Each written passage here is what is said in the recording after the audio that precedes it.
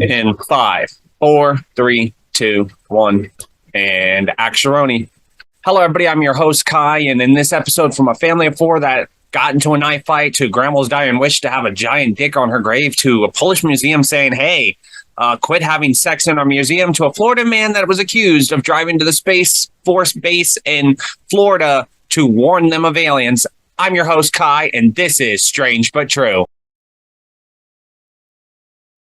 Okay, so the first strange but true story in this video is about a family of four that it all ended in a knife fight in Houston, Texas, I think it was. Yes, downtown Houston. So it was four family members, a mother, a brother, a father, and a sister, and they were all stabbed during a fight at their Texas home, authorities say.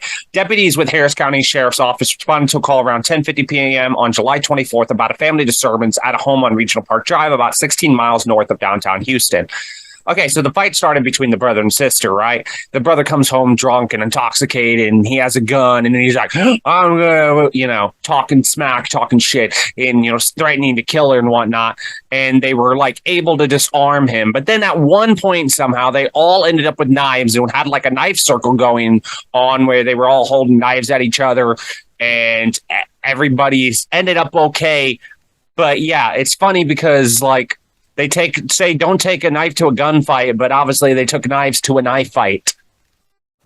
Okay, I'll stop with the dad jokes. But yeah, so that's why this is in this strange but true video, is because it started out, they were trying to disarm him, and then at one point, somehow, they all ended up with knives and all ended up stabbing each other. It's like, how did this fight go from just a brother and sister to fighting to the entire family circling around each other with knives? I don't know. So tell me in the comment section of what you think of this story. Okay, so this story right here is this particular grandma in Mexico wanted a giant penis on her tombstone. Yeah, she when she died, she was 99 years old, and she literally has a giant penis erected on her tombstone. Here, let's show it. Okay, so this penis is 5.5 foot tall, cock and balls weighing nearly 600 pounds, and as you can see from the picture, is mounted on her tomb at a cemetery in Mexico this past weekend as a recognition of her love and joy. One of her grandsons said she wanted to break the paradigm of everything Mexican, where things are sometimes hidden because of not having an open mind. She was always very avant-garde, very forward thinking about things. Now, of course, I censored it out or blurred it out with, I finally figured out how to do that with my editing program, just because I'm not sure the rules on TikTok and YouTube of what can and cannot be shown, even though it's fake. So I blurred it out and censored it a little bit to where it can't really be seen, because I don't feel like getting this page reported. And so that's why, if you're like, why is it blurred out? I did that myself with my editing software. Now, her name was Donna Cata, as she's lovingly known throughout the small town of Misalanta in the eastern state of Veracruz, and had a particular affinity for penises. Obviously, I mean, that's why she stuck it on her grave or mausoleum, if you will, because that kind of looks like a mausoleum. So, of course, she obviously did, but it had meaning for her. She always said in the Mexican sense that we are Vergas. There are a few words in Mexican slang as dynamic as verga, which is possibly best translated in English as cock due to its general use as profanity. Depending on how it's phrased, verga can be a brutal insult telling someone to go F themselves, or that they're not worth crap. Or it can be a compliment, a badge of honor, that if something is verga, cool or badass.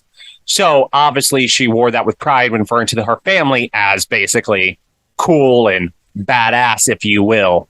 And so that's why she wanted it. And she was all about breaking cultural norms and traditions, or what people thought was the way it was, and a very open-minded person.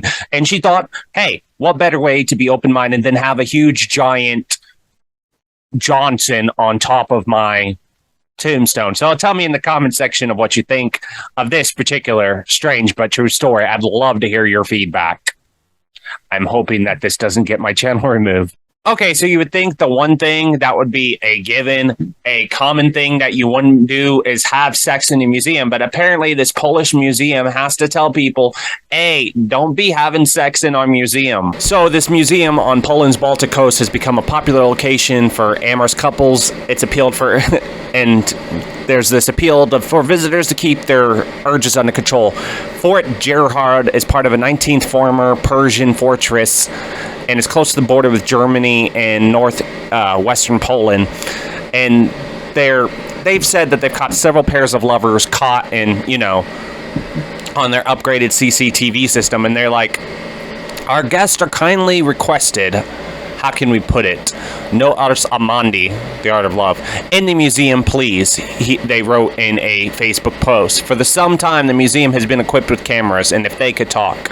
We ask our amorous guests for understanding. Most of the exhibits in our museum are items born many years ago and accustomed to entirely different moral norms, conservative, even orthodox, and abstemious. Let's not expose them to discomfort. Cases of couple having sex in this fort are so common that an intervention was necessary. The director of the museum said, in less than a month since the beginning of holidays, we've already had 3 recordings of lovers engaged in tryst. So, yeah, the museum director's like, please stop. I'm not sure exactly what it is about the museum that makes them want to. Apparently, there's some kind of chakra that, activates something within the human body that they want to have sex at a museum about war and, stuff like that. I don't think that's the most turn on thing that, I could personally think of, but, to each their own. So the museum has put up certain boundaries and barriers to prevent anyone from making whoopee on their grounds because you might offend the equipment.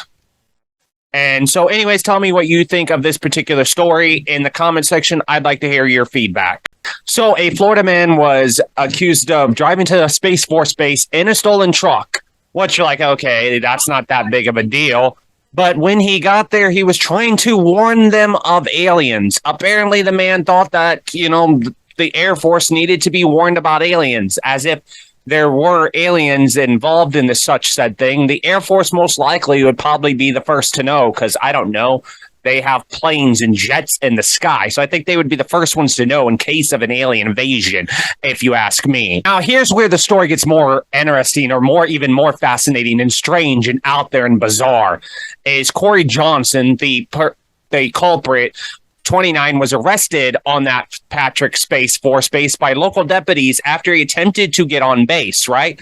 He explained to authorities he was told supposedly by the president to warn the government that there was U.S. aliens fighting with Chinese dragons. This actually could obviously be in my Paranormal Plus video if I actually believed any of the rantings of this lunatic. But I don't, so that's why it's in this strange but true video.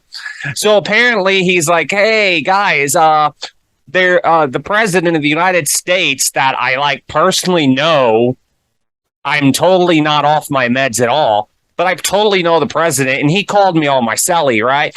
And I picked up my cell phone, and he's like, hey, Corey, there's aliens and whatnot, and these aliens are fighting with Chinese fucking dragons.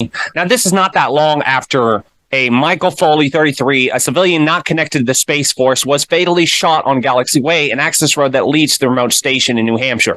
Probably another conspiracy theorist that thought aliens were coming to invade. That Patrick guy that I was speaking of earlier that this story is about, he... Corey. Sorry, I don't know why I said his name was Patrick. Anyways, this Corey guy also claimed that the U.S. president told him to take the truck as well so he could warn them of the aliens fighting the dragons. But yeah, this is what happens when you go on the wrong side of Reddit and you believe any fucking garbage that somebody's spewing. You believe that aliens are coming to invade, or you think some pizza shop is some secret sex dungeon that the liberals have put there to take your children. Anyways, tell me what you think in the comment section of this story. I'd like to hear your feedback. So anyways, thank you for watching. If you want to see more strange but true stories, make sure you hit that subscribe button and that notification bell to be notified of future strange but true stories. As always, in the description bar down below will be the usual links and all that jazz, and the links to the articles where I got these strange but true stories from will be there in the description bar. And of course, the merch that nobody has actually ever bought yet, so I'm not even sure why it exists. But anyways, if you like this video, make sure you give it the thumbs up. Like I said, hit that subscribe button and that notification bell to be notified of future strange but true videos that will be coming at one point, because that's what I do here. Anyways, thank you for watching. I've been your host, Kai. As always, until next time, stay strange. I would like to begin with a poem in old-fashioned meter. Be good to us, and we'll be good to you. Be good to us, and we'll be good to you.